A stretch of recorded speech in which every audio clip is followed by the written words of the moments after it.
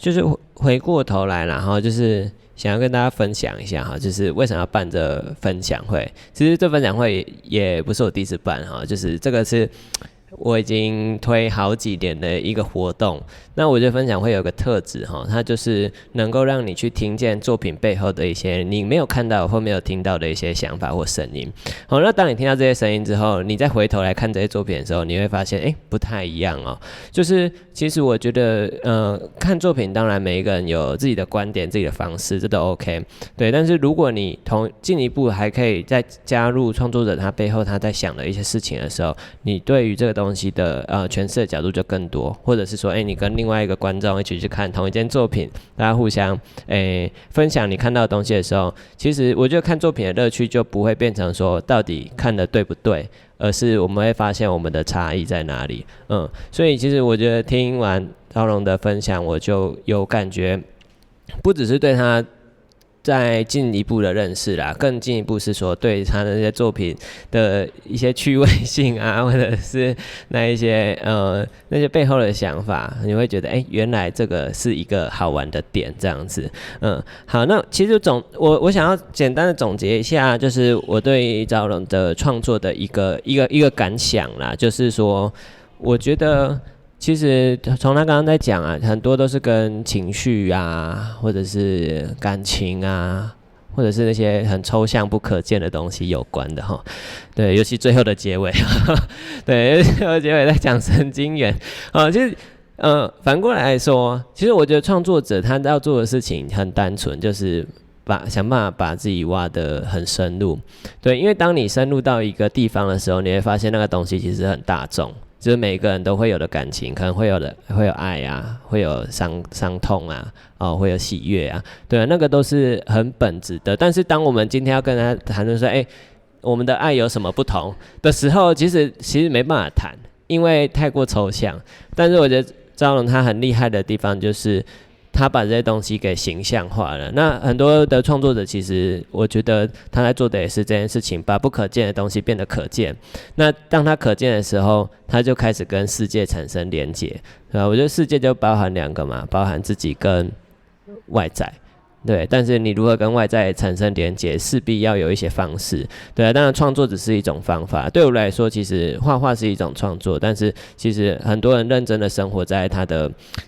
工作里，或者是他的一个状态里的时候，想办法再多做那一点点什么，或许也是跟创作很类似的一个动力哈。好，那接下来我们现在会有大概20分钟啦，就是我会根据就是我刚刚听到还有我自己事先准备的一些题目来跟这个我们的分享者做对谈这样子。好，然后其实刚刚听完我就有一些问题想要问你。好，就是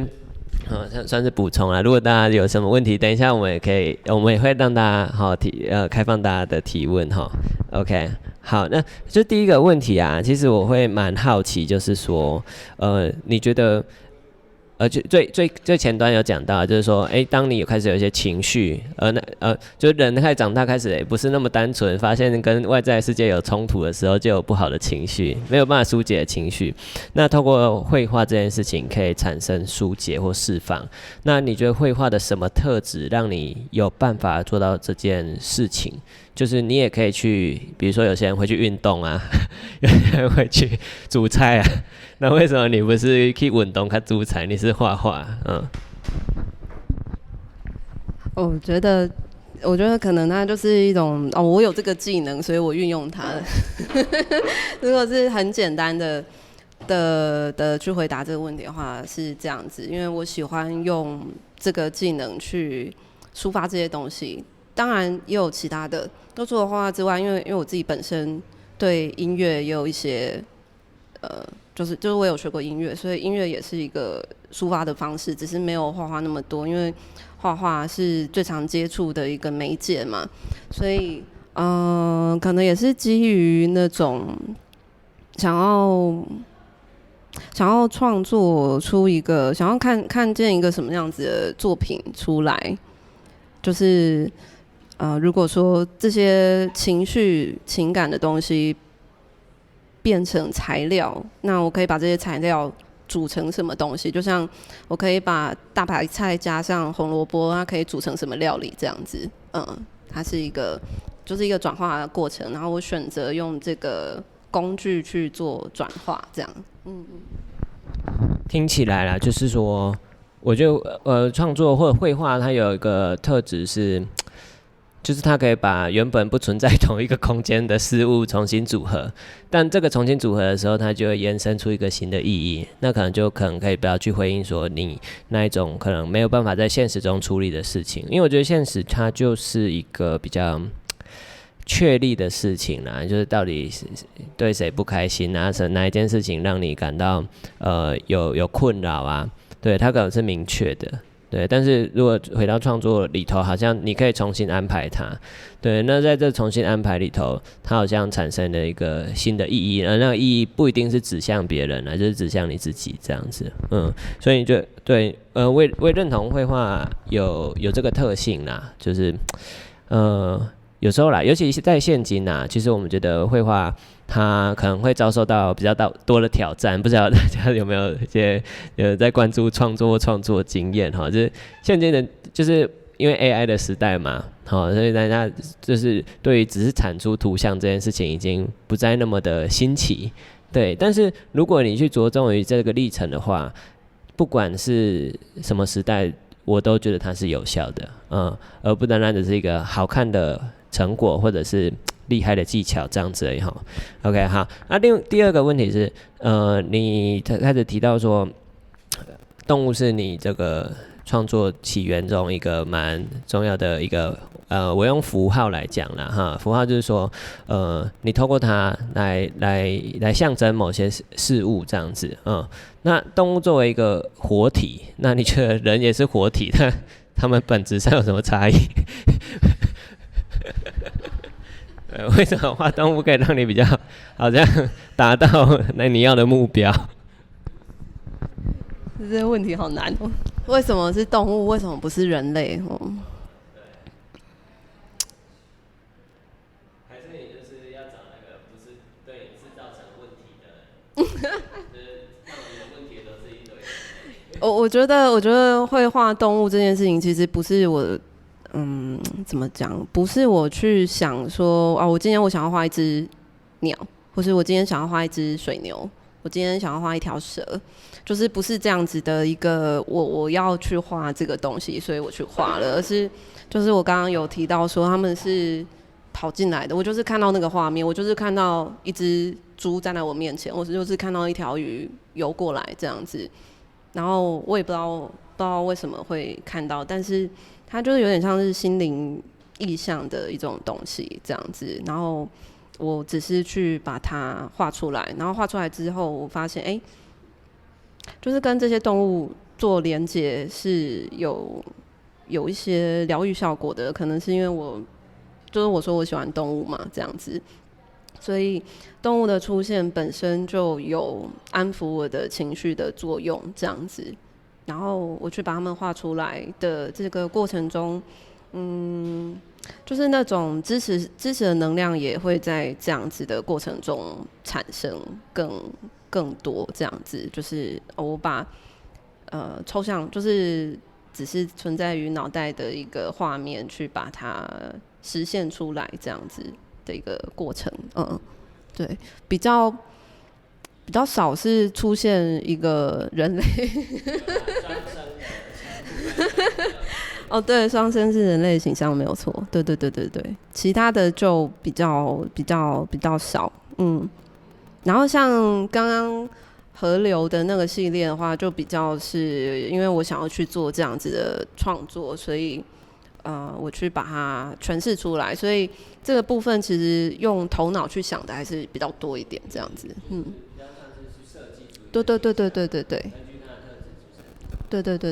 对。也就是说，其实动物本身就在你的脑海中啦，你只是顺其自然的把它呈现出来哈。OK， 就是我觉得动物尤其啦，就是你刚才从大学的作品开始往后看的时候，你会发现，其实是越来越细致的哈。对，就我的观察来说是这样。对，那除了你中间比较有提到是针对什么萨满的力量动物的一些参考之外啊，这些动物的形象，比如说它要使用怎样的色彩，因为我觉得同样一只动物，同样一只无尾熊好了，你用不一样的色彩去画它，它所呈现出来的一个气质就不同。对，那你是怎么样去筛选你要的那个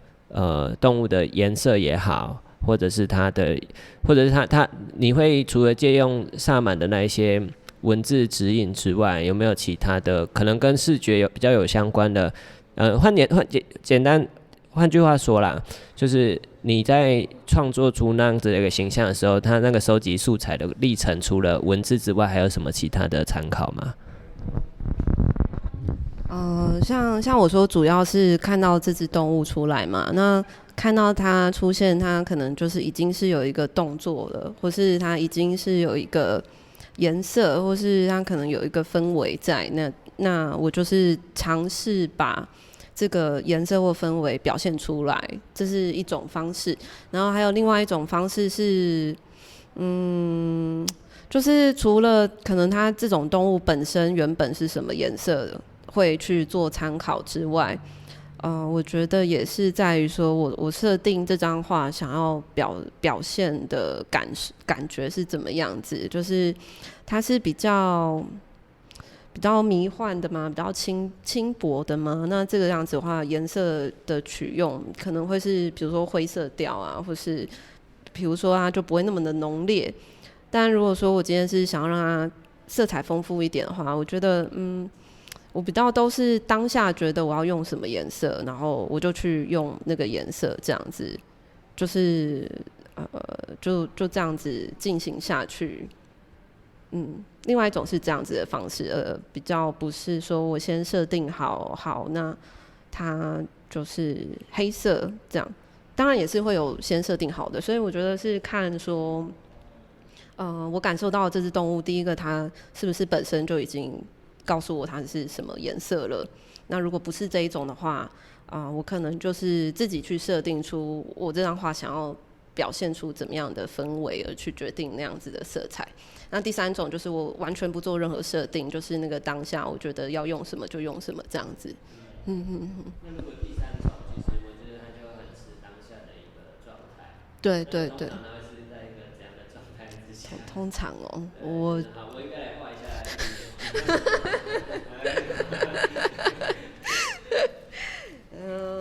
通常我想想看哦。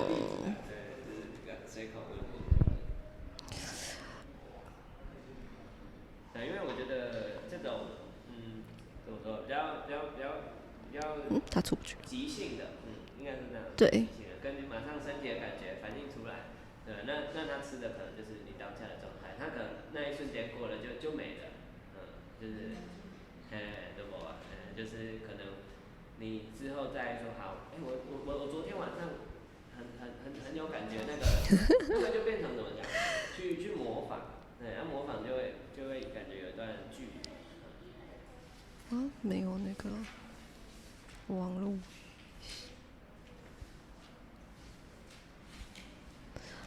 我觉得其实后面那个水路比较会是用这种方式啊。我的简报去哪里了？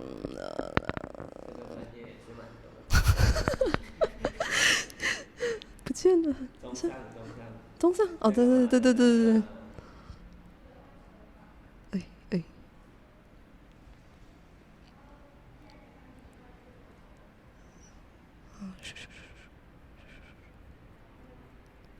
去。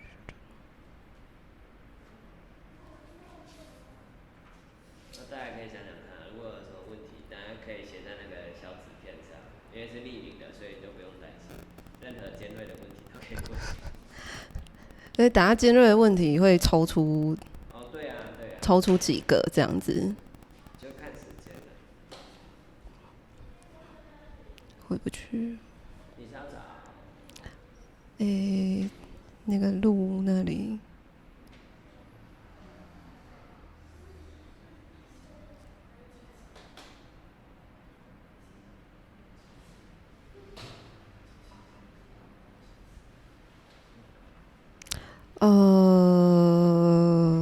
可能像是我觉得海龟也是，可是海龟那时候在画的时候，其实是有参照它原本的颜色，但是上面的这个珊瑚的部分就比较是，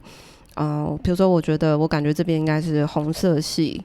然后我感觉这边可能就是会有一点蓝色，然后我感觉这边是什么，就是会是比如说我先做完这个区块，然后我去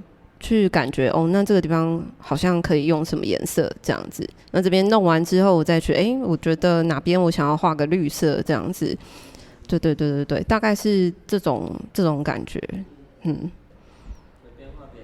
对。所以有时候会出现一种就是我原本也没有想，比如说我原本也没有想说这边为什么要有蓝色，但是我可能在那个当下觉得我这边想要涂一点蓝色，所以我就会涂了蓝色这样子。大概是这种感觉。后来这几件啊，就是它的媒材是什么？是亚克力吗？这些是水彩。水彩，亚克力是其中几个，但是大部分我今天丢出来的水彩，然后有些是大学时期那些水墨这样。还有少数一张是用胶彩的。因为就是有观察到一件事情，就是我觉得就是你的绘画的视觉表现有彩度越来越高的感觉，就是那怎么讲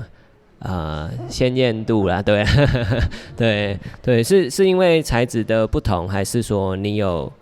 意识到这件事情在做变化呢？意识到这件事情，对，我的确有意识到。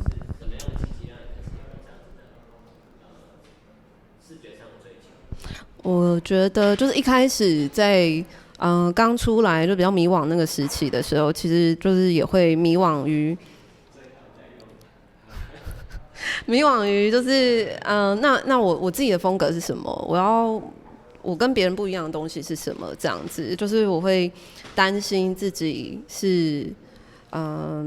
没能够找到自己的风格这件事情，而不敢踏出那一步。所以我觉得有一段时间我一直在摸索，所以我的风格是什么。然后可能在这个摸索的过程中，我发现，其实自己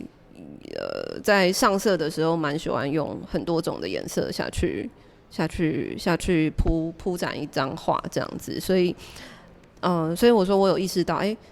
我的颜色好像越来越多，越来越丰富，这样子。对。就可能原本会考量啦，就是到底要不要用那么多色彩那么多，会不会显得很俗这样子？是说，因为我觉得还有一个是媒材可能的确有一点。对啊，毕竟水墨本身就一定会降低它的彩度，对啊，除非你是画那种浓彩的画。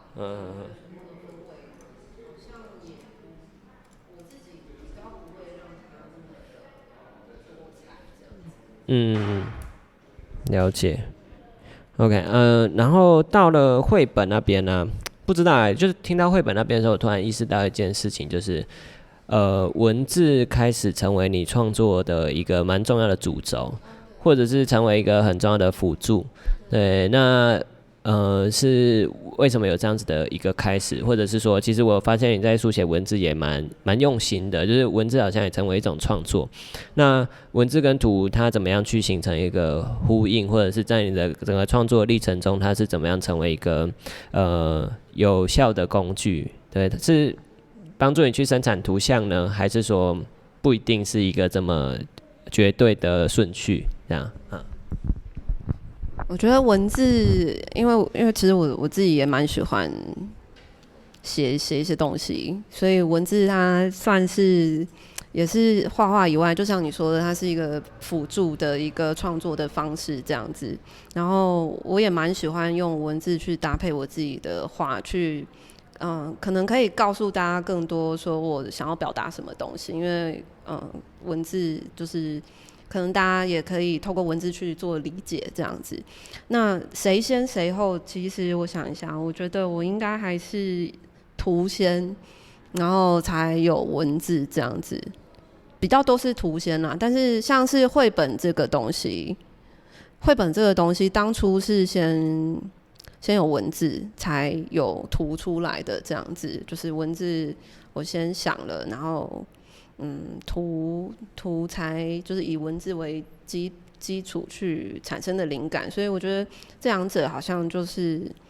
相辅相成吧，就是没有绝对说一定是哪一个先哪一个后这样子，对。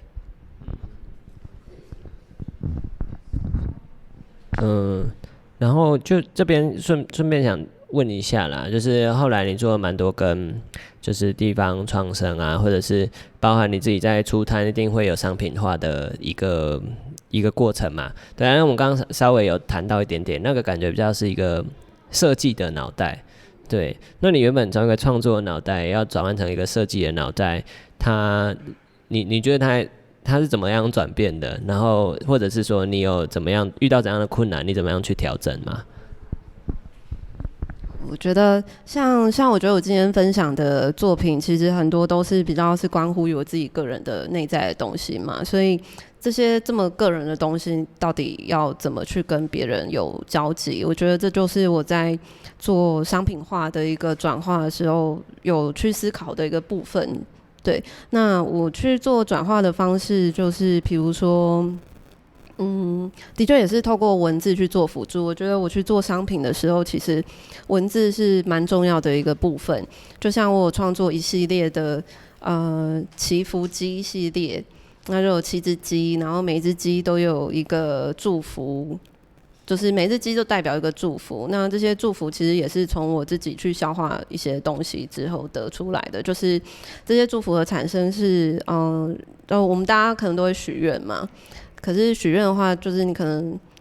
是单纯的，就是希望可以有可能更高的力量去让你获得这个东西。但是我的那个祈福鸡的概念是，你想要什么的话，你就先付出什么的一个概念。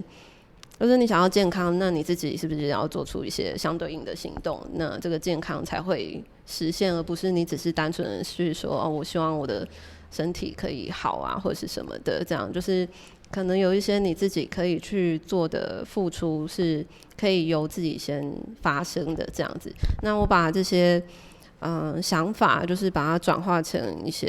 一小段的那个文字，一个祝福小语，那它就变成我的一个祝福小卡的一个设计这样子。然后像我今天有带来的那个我刚刚有念的那个动物守护者的那个小卡，也是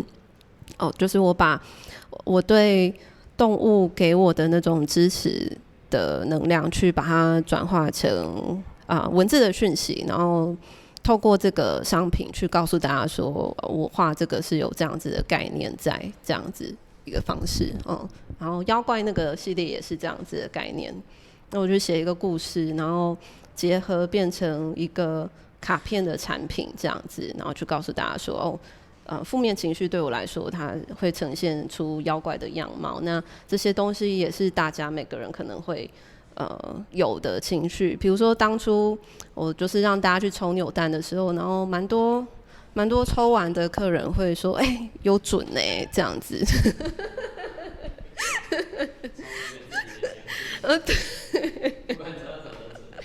对，就是这样子。其实你刚刚分享这段，我就想到你刚刚还有讲到一句话啦，就是说鱼的那边原本是因为很痛苦的感觉，然后所跑出来的一个动物，